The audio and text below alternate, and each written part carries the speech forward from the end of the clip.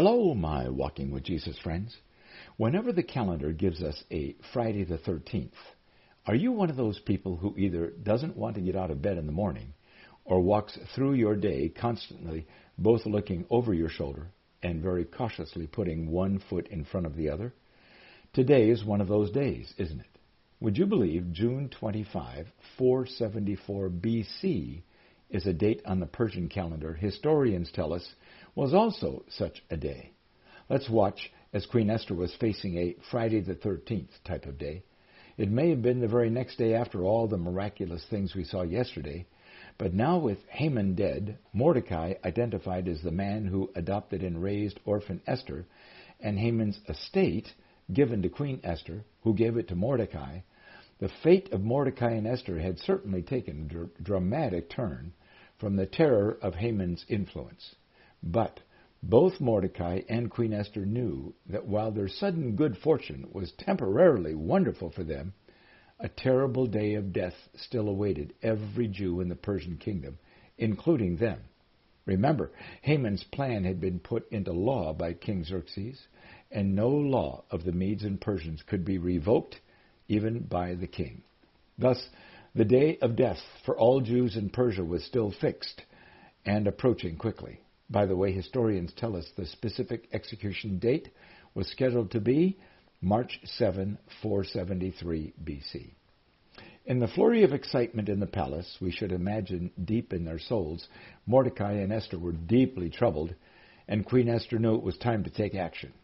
The record says, Esther again pleaded with the king, falling at his feet and weeping. She begged him to put an end to the evil plan of Haman the Agagite, which he had devised against the Jews. Then the king extended his gold scepter to Esther, and she rose and stood before the king.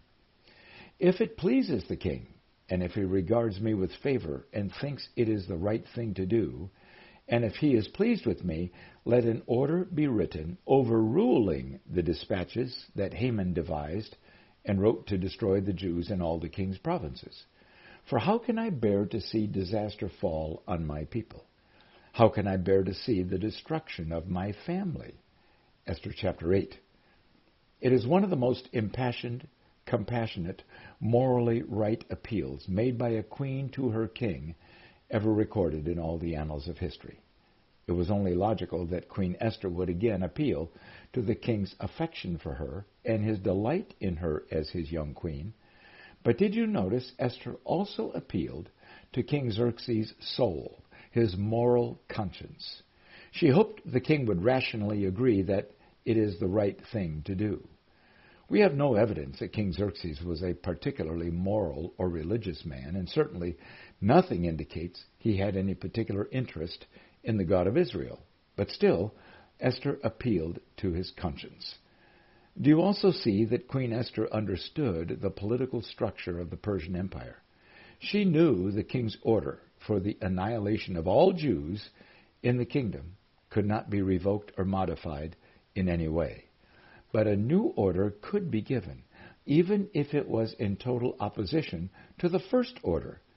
And this option was Esther's wise request of King Xerxes.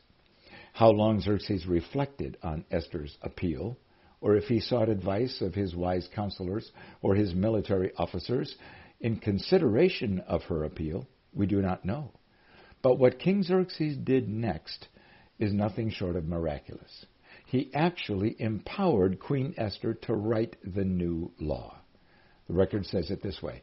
King Xerxes replied to Queen Esther, "Now write another decree in the king's name in behalf of the Jews as seems best to you, and seal it with the king's signet ring. For no document written in the king's name and sealed with his signet ring can be revoked." Esther 8, verse 7 and 8. Friends, I'm not aware that ever before in any kingdom of the world has a king done something exactly like this. Did you see the little phrase, "as seems best to you"? Esther's appeal touched something very deep in King Xerxes' heart. I cannot imagine the complexities which faced this king every day as he tried to keep peace in and govern over a kingdom as vast and diverse as the Persian kingdom, stretching over 127 provinces of millions of people. Immediately, the royal secretaries and scribes were summoned to the palace. The next verse of the record is very interesting to me. They wrote out all Mordecai's orders to the Jews and to the satraps, the governors, and nobles of the 127 provinces, stretching from India to Cush.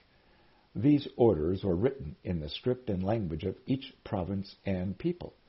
Mordecai wrote in the name of King Xerxes and sealed the dispatches with the king's signet ring and sent them by mounted couriers who rode fast horses bred for the king.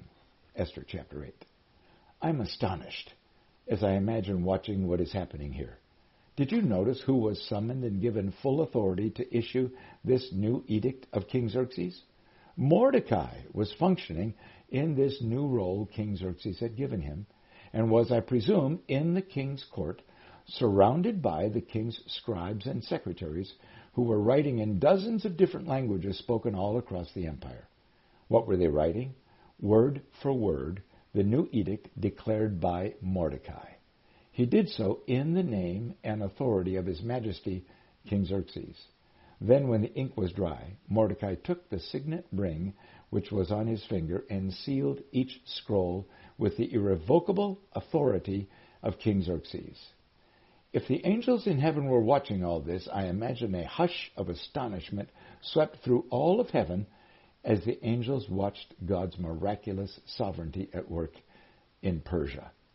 And with that, carefully selected, trusted couriers carrying these edict scrolls, riding specially bred horses, raced out of Susa, going to the far corners of the empire with a new edict from the Susa palace throne room. Tomorrow, we'll look at what that edict was. For today, I urge us to simply pause in awe of what miracles only God could do that we have witnessed today.